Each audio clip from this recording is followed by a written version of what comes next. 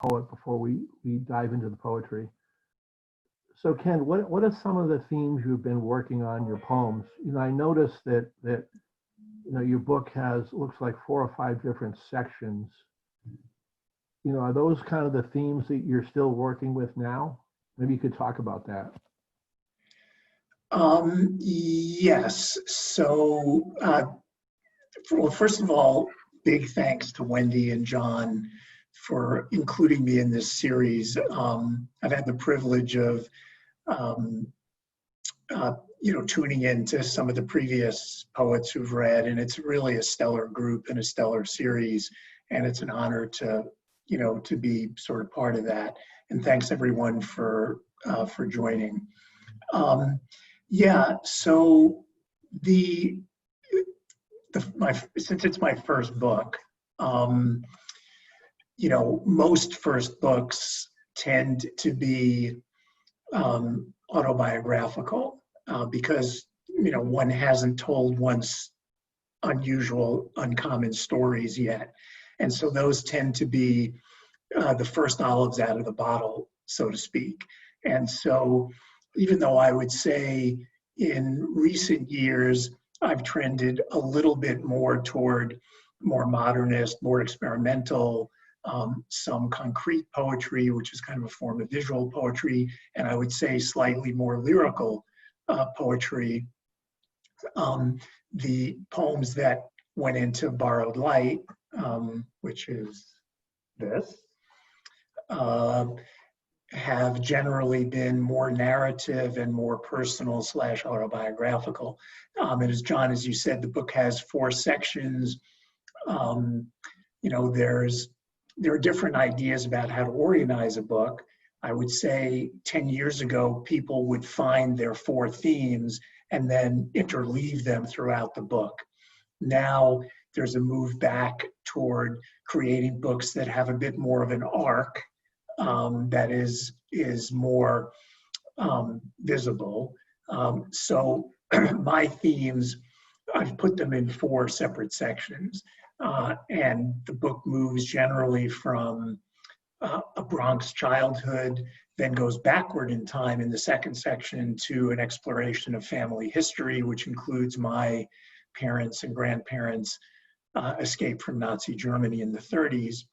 And then the book moves forward again to my own migration west to the Bay Area more than 40 years ago, my discovery of love and relationship, and then in the 3rd section, and then the 4th section sort of tries to zoom out a little bit to an appreciation of the world at large, particularly the natural world. And so I thought for this reading, I would try to read a couple of poems from each section. Great. So, I think everyone on the call knows that the worldwide events over the last couple of months have been very traumatic. Have those themes emerged from you in some new poems you might be writing? How does that affect, I guess, what you're thinking about now? Yeah, I mean, it is interesting. I've written probably in the last few months 4 or 5 poems that thematically deal with the pandemic in one way or another. I actually just sent a couple out to see if any journals are interested. I would say even some of the poems that are not pandemic related have taken on a little bit of, a few lines that deal with the pandemic. There's a poem that I've been writing about the former Nazi architect, Hitler's architect, a guy named Albert Speer, who, when he was imprisoned after the war, they didn't hang him. He was one of the few that didn't get hung. He had a garden in the prison, and he used to walk around the garden imagining that he was walking through all of the buildings that they had architected around the world assuming a different outcome to World War II. And so that's a poem I've been writing for years. And, I ended up starting it out by talking about walking around the park that is in our neighborhood that we're essentially confined to walking around as a way of entering the poem. So yes, there are definitely some poems about the pandemic that I've been writing, and ones that have nothing to do with it that somehow take on a little aspect of being sheltered in place. Yeah, the other question I always like to hear the answer to this. How do you know when you're writing a poem that it's finished, that it's complete? So that's a good question too. There's someone, and I should remember who this is. I'm sure someone else on the feed knows, who basically said that a poem is never finished; it's only abandoned. And there's definitely some truth to that. Even W.H. Auden, when he did his collected poems, went back and changed a lot of his poems like 20, 30 years later. And there's a huge debate about whether, that was a good thing or a bad thing. So you never quite finish it. I sort of feel that when a poem gets published in a journal, it's finished to some degree and you stop messing with it. Then I think when you do a book, you have a second chance to kind of finish it. And I guess I'm a long way from this. When you do a collected and selected, you get a third chance to kind of play with it. But I think once it gets in print with some reasonable circulation, then it's done. And until that happens, you're always playing with it. Yeah. Great. So let's dive in and hear some of your work. Okay, thanks. So the first poem I'm going to read is from the first section of the book, which is my sort of Bronx upbringing. And it's a sort of I went to New York City public schools, so it's a New York City public school vignette. And it uses some Spanish words that, for those of you who are not familiar, I'll just mention.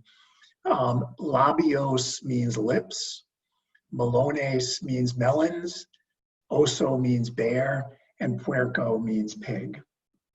So this poem is called Perfection.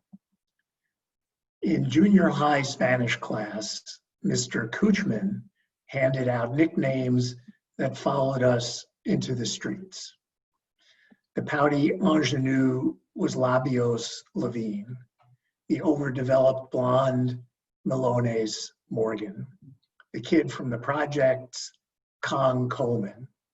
The hairy one became Oso, the sweaty one, Puerco, and the frail, nervous one who rode the D train early with the night nurses and winos was dubbed Hercules. This was the Bronx in 1965. Kuchman, a cadaver in tweed, gave a daily quiz. And as of March, Hercules hadn't missed a question. So the tests got harder. And the subway became a study hall for the boys' now epic obsession. Until, with 2 weeks left in the school year, Kuchman, understanding he was beaten, called Hercules to stand before him and quivering yelled, "You are a machine," in his pustuled face. The kid just turned toward the empty blackboard, slid a piece of chalk from its metal ledge, and wrote down his name. At our 40th reunion, a woman resembling Melones ran up to me, shouting, "Hercules, Hercules." She had apparently placed second in the class, then spent her career as a Spanish translator. So was devastated to learn that I had not become the US ambassador to Spain. I was about to tell her she had the wrong guy. That was another boy. Then I remembered who we all were once.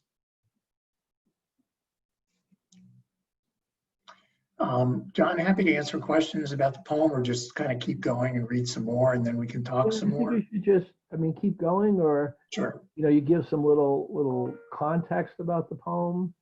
I think Yeah, I could do people that. use, people use the, the chat button to ask a question. Wendy or I look at that. So I think part of it is just, Great. if you're in Yeah, a story, keep I mean, going.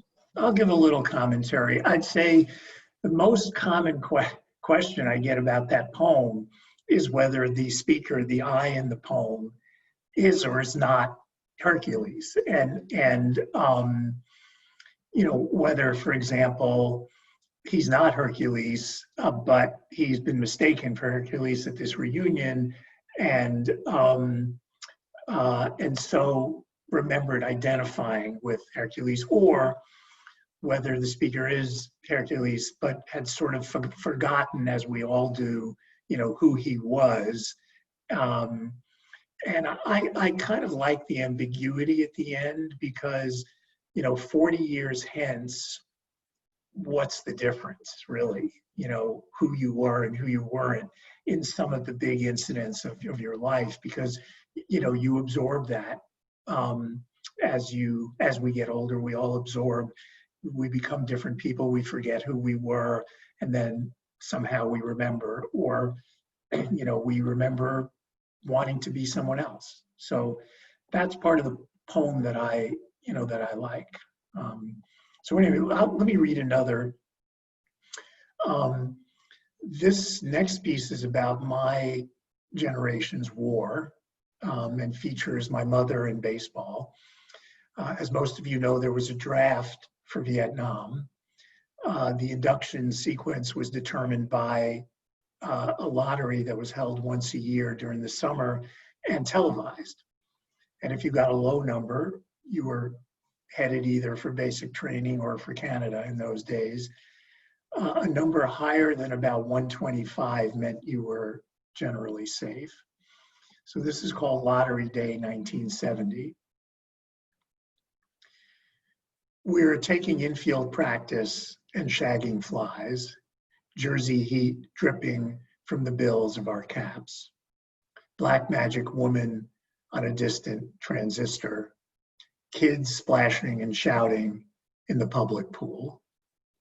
The ribbing and the girl talk are on low.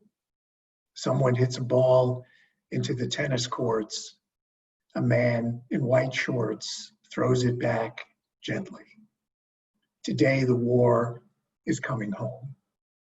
In an hour, my mother will meet me at the door, still in her nightgown, having watched TV all day as blue plastic capsules were drawn from two separate drums, one of which was full of birthdays. A Winston in her hand, her eyes will be red, but she'll be smiling. All she will say is 316. I backhand a grounder near second. The shortstop turns 2. Crickets are out at noon. We're all friends. We're all 19. Our moms at home glued to flickering screens. And we are out playing the game we know. So That's great. Yeah, we had a question just yeah, for a second. So great. Judith M. said, what does the poem look like in terms of space on the page? Okay. Generally, I probably could figure out how to throw it up, but generally speaking, I try to read the lines as with the line breaks as they are. Different poets read differently. So where there was a bit of a pause, there's a line break. It's 3 separate stanzas. One ends with the war coming home. One ends with my mom telling me that my number was 316 and effectively I was safe. And then, the third one going back to baseball. So, it's most of the lines are kind of as read. And not spaced out, sort of traditional narrative look. Thanks for that question. Wait, great, good. Now maybe I'll read a poem from the second section, which deals more with family. This is a piece about my father and his war, which was World War II. Shortly after he came to this country, my dad enlisted in the Navy and fought as a Seabee in the Pacific.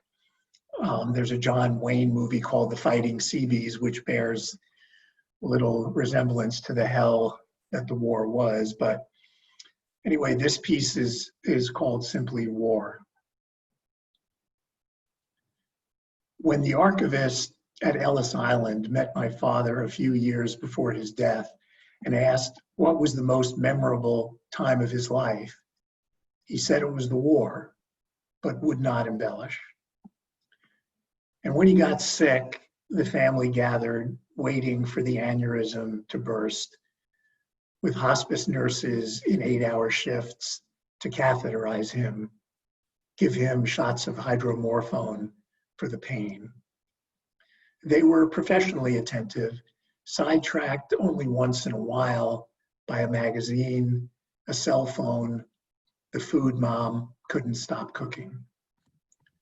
Except for Nurse Carlos, back 2 years from a tour in Iraq, who never for a second took his eyes off Dad, soaked up his accounts of Okinawa, sat with him in the bathroom, watched him gaze out the window, eased the coffee cup from his hand when he dozed in his chair. Nurse Carlos, a rock from East Newark, buzz cut, laconic, keep watch burned in black on his neck. Dad, his tired tales, and the soul we doubted, laced with the prayers of the battlefield dead. So it was surely as the old Seabee had dreamed 1,000 times. After he went in for a nap, Carlos in tow, the rest of us joking, reminiscing, making plans in the living room. A soldier was the last one to see him alive.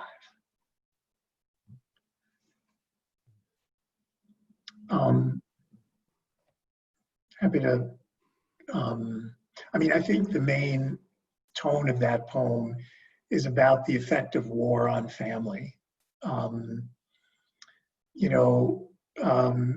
For my father, war was and remained, despite marriage, work, children, his deepest experience. And he wouldn't, like many of his generation, he wouldn't share much about the war, which protected us and protected him because it was, quite nasty. And just how war, well after the experience, is both profoundly bonding, as it was for him and this male nurse, and also profoundly isolating, as it was to some extent, for him relative to his own family.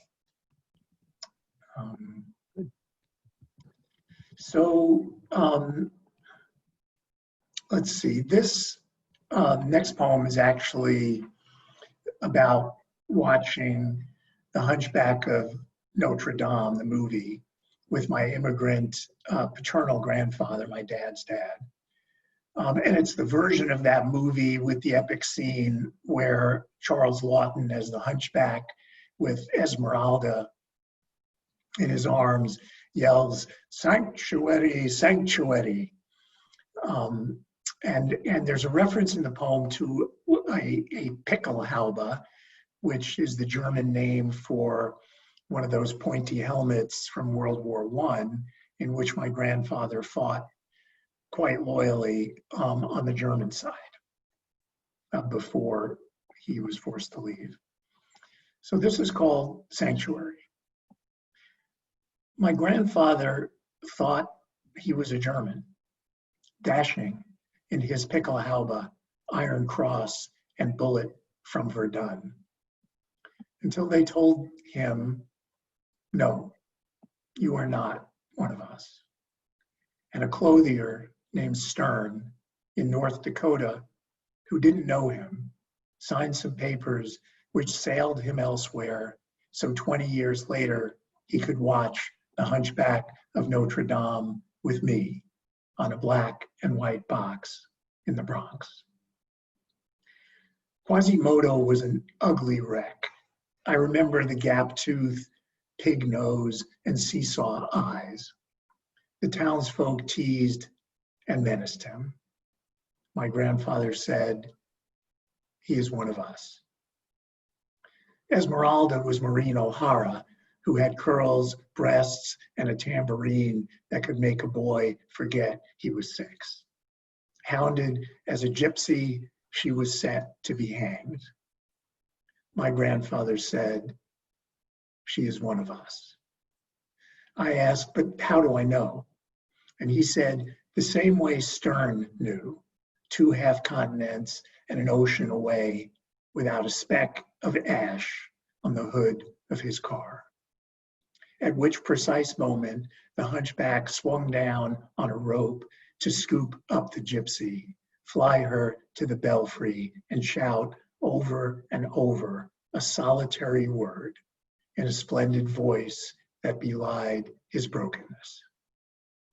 It's not often that you know exactly what a word means the first time you hear it, or that every time you hear it after, someone nothing like you is sailing for your shore.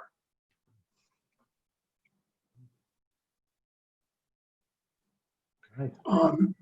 Maybe I'll move now to a couple of poems, or a poem or two from the 3rd section, which is about love and relationship. And this is a poem about my adopted home of 45 years, San Francisco, which is a sanctuary city. Though this poem is not about that, it's about the opera. It's called On Being Slapped by a Woman I Don't Know.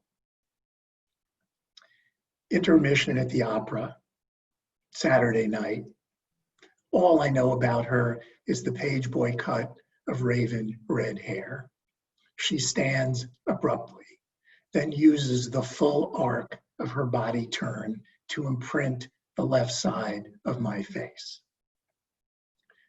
One contact lens now lodged up under its eyelid, a bicuspid stuck to the inside of my mouth, my cheek like a pup tent smacked by lightning.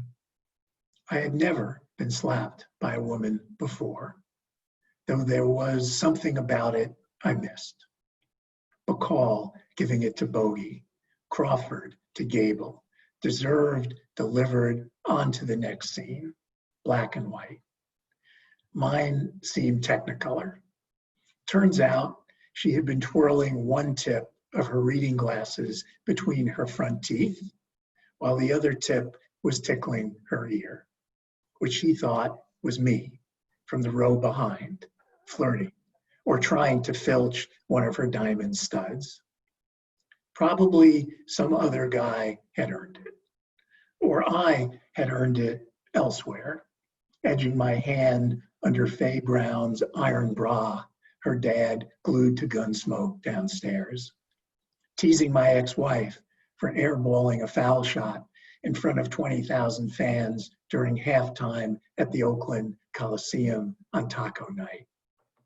Asking my mom just before heading off to college why she let her kids be whipped and what she got out of watching. I was a good boy once, may have been an okay man, though the heart never believes this. Needs a sharp reset, a briskly wiped slate. That's what I missed, the clarity. And the wake up doesn't hurt much, requires no response. Just blink a few times, wiggle the jaw, welcome rough justice. The curtain is rising. Carmen is taking her mark. Yeah, very nice. I read that one before. Nice, very nice. Thanks. Thanks. Not that we should, go around slapping one another, but it's kind of a poem about, what's deserved, what is that? Many things we feel we don't deserve in the moment, we deserved in other moments, or someone else deserved it. And, in the world of no man is an island, there's a communal sense of what's deserved, and karma is always kind of on its way home. So this was an actual incident. There was something kind of refreshing about it. It's like, okay, I'm cleaned up. I got something that I've been deserving for a while and have escaped. Did she apologize afterwards, or? Yeah, when we figured out what happened, she did, and she was embarrassed, but it was kind of, it was okay. It was all good. So maybe now a poem about my partner's battle with lymphoma, which begins with a reference to Ponce de Leon, who was the Spanish conquistador searching for the fountain of youth. And this is called The Scientist, which I am, the scientist. Ponce was onto something, the magic of youth. Though South Florida, it turns out, not the place to search. My love, whom the world needs more than it needs me, needs a bone marrow transplant. The collection of stem cells from her blood for reintroduction after extreme chemo. They are looking for the youngest cells, the uncorrupted. But on Tuesday, her count of these per the hemocytometer is 6. Too low to even start the process. 25, they say, is the goal. 40 would be fabulous. They will search again Wednesday. A Filipino nurse named Teo tells her as she leaves that the young cells will come out of hiding if someone rubs the arches of her feet, which someone will be me that evening, after I research the concept like the scientist I am, discovering it to be ridiculous even by internet standards, where endorsed stimulants include sweet potatoes and weightlifting, but nothing remotely podiatric. Still, I do like her feet. Midwestern, optimistic, true. We start out a bit confused. Did he mean rub or massage? Top, side, bottom? I show her a plastic card correlating regions of the soul to internal organs that a co-ed turned shaman gave me in the 60s after we shared an interesting night. My love is not convinced. Though while pressing and squeezing for a full 40 minutes, I can't resist some attention to the base of her pinky toes, which apparently commune with her earlobes. He asks if chatting would break my concentration. Wednesday morning, the only number that means something isn't the Dow or how many runs the Giants scored. It's 79. Who knew that at my age, I could do anything to interest the young? Who knew how ready I had become to abandon science and play the goddamn Pied Piper? I see all those bright cells texting each other as they leave the comfort of the marrow for what my fingers have promised will be the role of their lives. Wow. Woo. Wow. Questions? You want to talk about stuff? I've got a few. I keep going. Yeah, why don't you read through from that last section 4, and then we'll do the Q&A. Okay, great. That's perfect. Let me see which ones I'll do. Um, yeah, I think I'll do. This is a somewhat grouchy, edgy piece called Wells Fargo, which people generally like.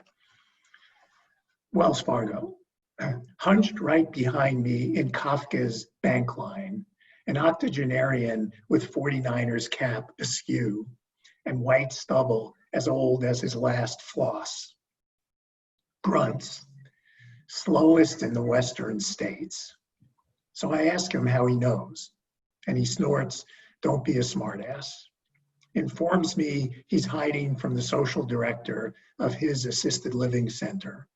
Volunteers some inside scoop on the distant tellers.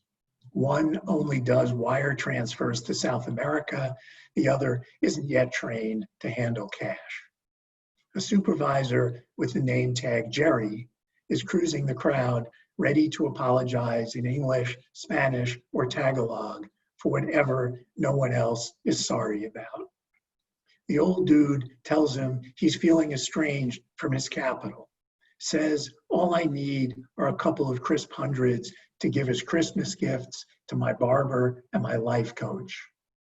Jerry offers him a dum-dum and some hand sanitizer with aloe. I offer to get him scratch paper so he can write a poem. He mumbles, roses are black, my nose just bled, and my balls itch, so I'm not dead. Then he asks if we can switch places. Time is running out faster for me, he says, at which point I have to question whether any of this actually happened or if it's just a talk I'm having with myself 20 years from now in line for something else I think is mine or I want to buy or I've already paid for.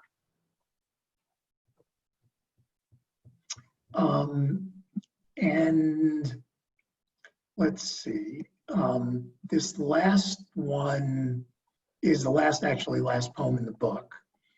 And it's among other things about the physicality of language and my falling in love with language. I'm sure most of you know these words, but just in case, there's a word called in the poem called suet, S-U-E-T, which is kind of the hard, fatty animal tissue. And there's a word in there called thew, T-H-E-W, which is muscle or sinew. This is called speaking in tongues. My lover sometimes sits up at 2 a.m. like a jackknife and says something like, I put the couch in the microwave. Though more often she just offers a string of impenetrable syllables, then re-engages her pillow and the piece of the unsaid. Which takes me back to freshman year when a young woman stood suddenly midway through a lecture on Plato's cave, spoke gibberish for 3 minutes straight, then stopped just as abruptly and said to the class, I don't know why God has chosen to speak through me today, but he loves you. Of course, I imagined sleeping with her, the share-haired messenger in a peasant dress, not because I wanted the translation, because I wanted the transport, to be that possessed, that called. At the dawn of my seduction by language, I knew that its mind was not enough.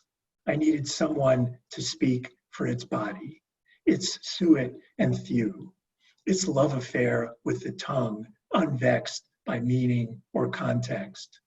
I needed the vocables our hirsute ancestors used before knowing to what or whom they might wake. The words whose work is not to tell us, but to reach us, dream to dream in the middle of the night. Okay, questions, distractions, comments? Yeah, Wendy, I think you should take everybody, off mute so they can ask questions. We did get one that said from Sarah Trudgian, who had to leave. Ken, I just wanted to say that it was so great to hear you read your work after seeing you on the screen every week. So, yeah. That's nice. I mean, Sarah's a terrific, terrific poet. So that's you know, a really wonderful compliment. Yeah, it was nice. Um, yeah, man, you covered the gamut. I think okay, I got to start my video. Yeah, Ken and I have had quite a few talks because Ken's partner and my wife are best friends from college days. So we've had quite a few chats. And I worked at the New York Botanical Garden one day a week for 6 years as the kind of as needed CFO for the retail group. And Ken spent a lot of time at the Botanical Garden. So, we just got to reminisce about one of the great spots in the Bronx. When I first went out there, I drove out there. Yeah, for me, it was like scary. I'm going to the Bronx. I always felt like it was like Paul Newman, whatever that movie. Yep.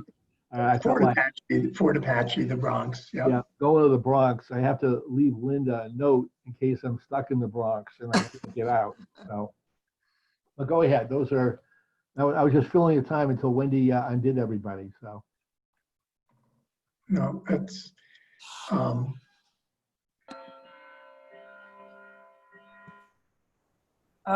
Lucia has her hand up. Yeah. well, But she's muted. You got to unmute her, I guess.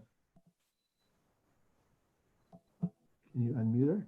Yeah. Oh, there we go. Okay. Hi. Am I unmuted? Yep. Oh, we Okay. can hear you. I just want to say, wow, this has just been an exquisite experience. And I know John gave it and I can find it elsewhere, but what is the name of your book? oh, thanks. It's called Borrowed Light. Borrowed Light. Yeah, and my website is just kenhaas.org. The publication date is June 15th, but it's actually available now. There's a link on my website to the small press distributor that we chose to distribute because, like most poets, Amazon is not our favorite, although it is available on Amazon. It's probably just as easy to order through small press distributors, which is a distributor in Berkeley. Yeah. Well, thank you. Thank you. Thank you. Thanks.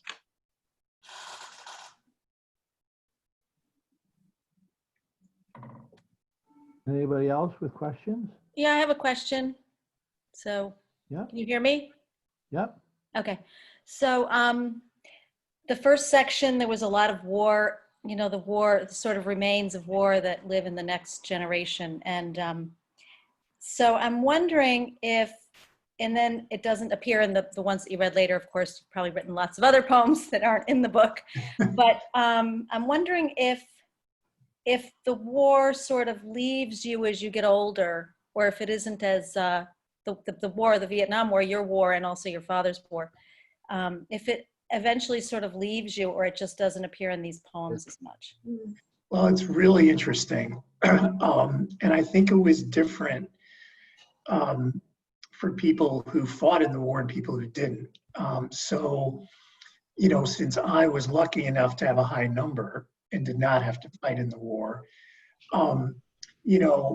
it did leave, for quite a while. And then what happens is later in life, you meet other people in your generation, my generation, who did fight in the war. And, the experience of fighting and not fighting comes back.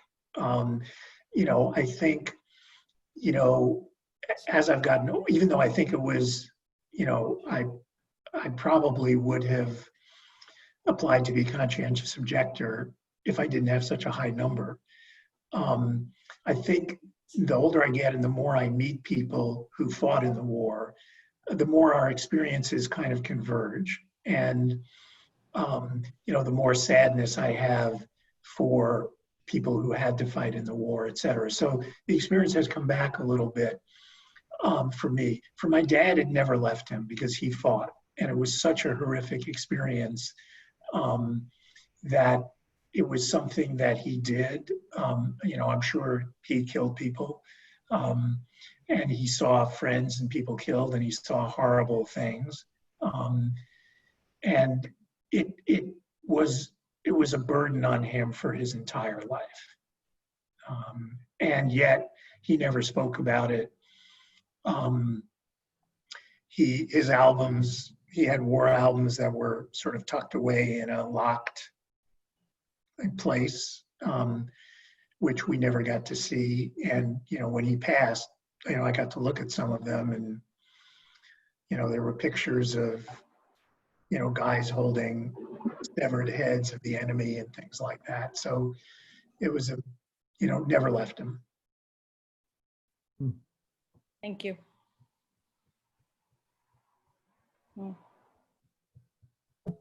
Melissa has her hand up. Great. Hi, this is actually Jim and Melissa from Madison, Wisconsin. And Ken, just beautiful poems. But actually had a question. You might have said it and I might have missed it on the poem on Notre Dame and Quasimodo.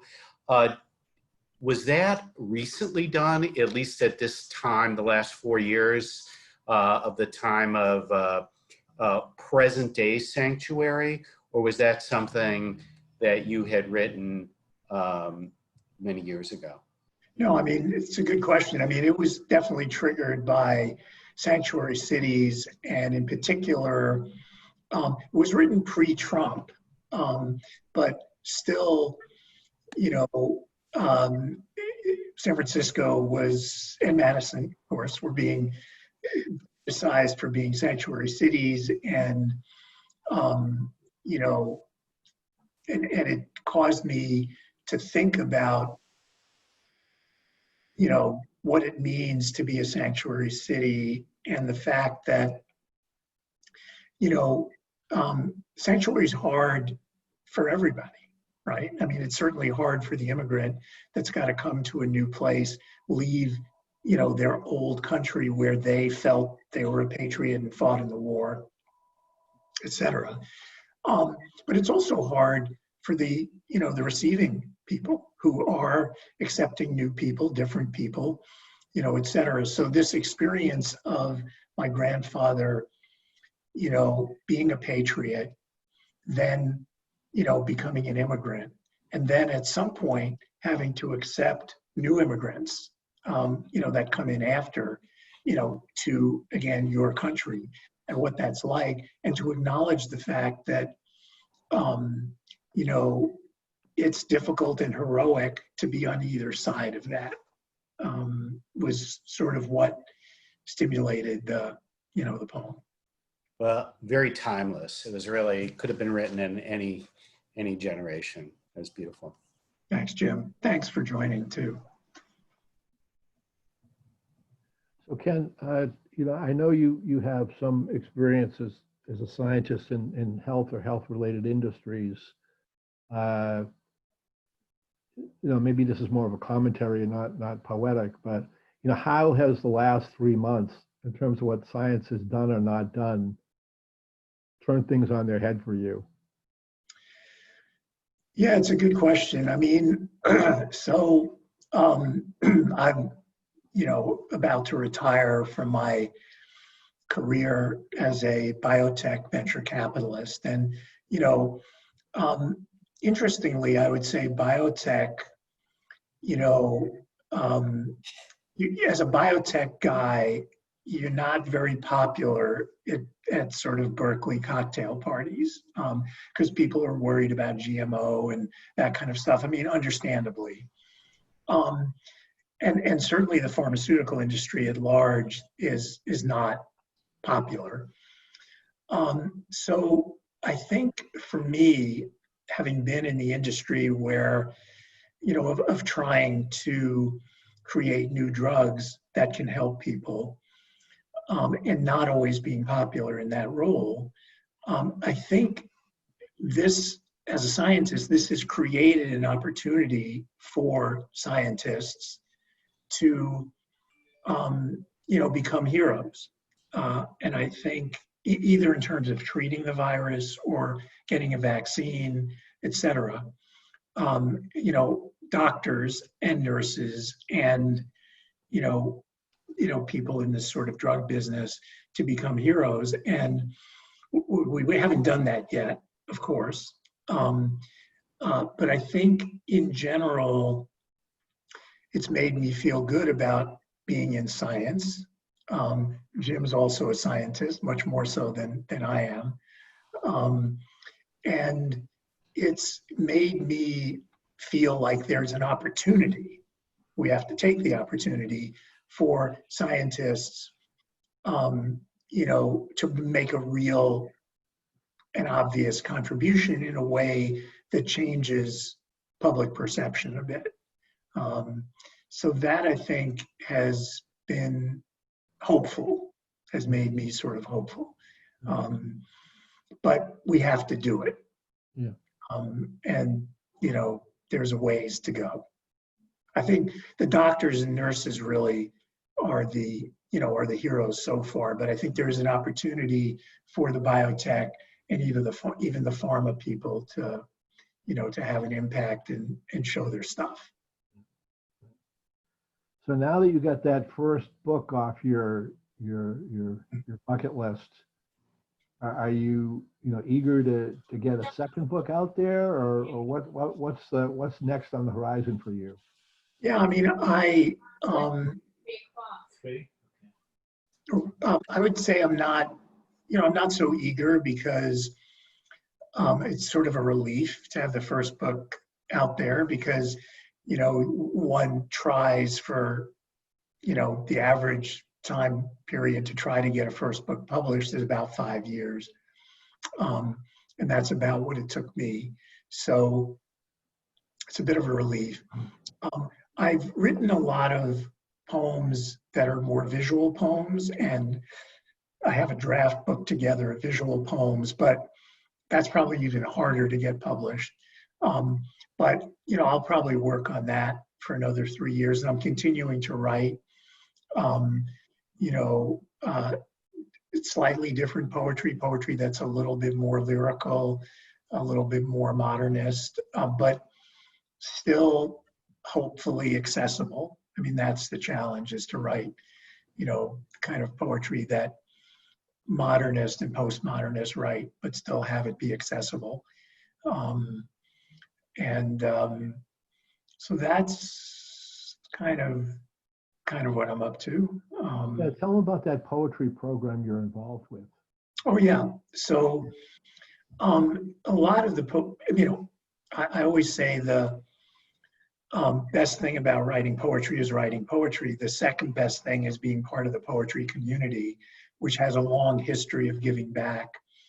Many of my teachers have taught in prisons and hospitals, et cetera. So I was looking for something a way of giving back that hadn't been done. And it turns out, there are programs for adults in hospitals and programs for kids in schools, but there were no programs for kids in hospitals. So I started one about 10 years ago at the UCSF Children's Hospitals, one in San Francisco and one in Oakland. And I did it myself for a few years just to prove the concept, see if it was viable, and then turned it over to the professionals who are professional poets and teachers. I was lucky enough to find 2 women who've done it for probably the last decade, and taught poetry on a weekly basis, a workshop in each of the hospitals. It's a workshop where the kids write. They write amazing stuff. Some of it's about, their illnesses, the heart transplant they're waiting for, losing their hair, that kind of stuff. But a lot of it is just an effort to be normal. So they write about, their hamsters and collies and, grandparents and, Batman and, everything else. And we do a reading once a year. This year it was virtual because it's usually in March. And we do an anthology every year. And it's, heartwarming, heartbreaking, because a lot of the kids don't make it through. But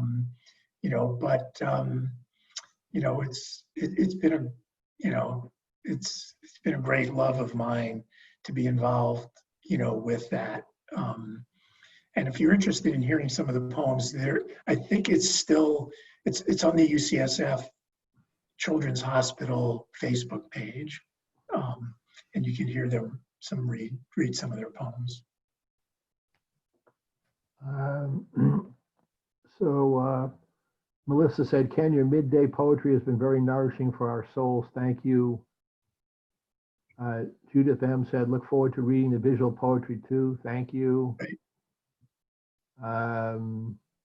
Any final questions from anyone? Susie, you got your virtual Fiji thing going? No, she's muted. There was some construction outside, so I thought I should mute it. Ken and I are social distancing. I'm in the bedroom, he's in the living room. I couldn't read and be distracted at the same time. I might just mention that in the invitation today, Ken's last name was spelled incorrectly. It's H-A-A-S, not H-A-S-S, in case anybody's It could be me looking him up. typing too fast. It's okay.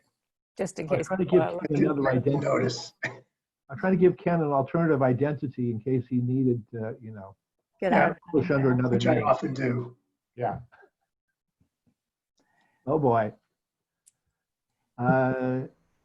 Wendy, what do you think? Ken, thank you so much. Your poetry has been so moving. I've seen you week after week quietly in the background. It was great to have an opportunity to hear what's going on there in your heart and in your soul. I'm glad my camera was turned off because I cried a couple of times and I wasn't sure, like we talked about in the beginning, whether I should have been laughing at those moments, but I don't think so. And you definitely, absolutely won another fan today. I'll be buying another poetry book. Your work is amazing. Thank you so much for joining us. And we will have this recording available for anyone who'd like it. Thank you all for joining us. Thank you. The Library's poetry program, and have a great afternoon, everyone. Yeah, thanks. Thank again. Thank you. Thanks, John. Thanks, Wendy.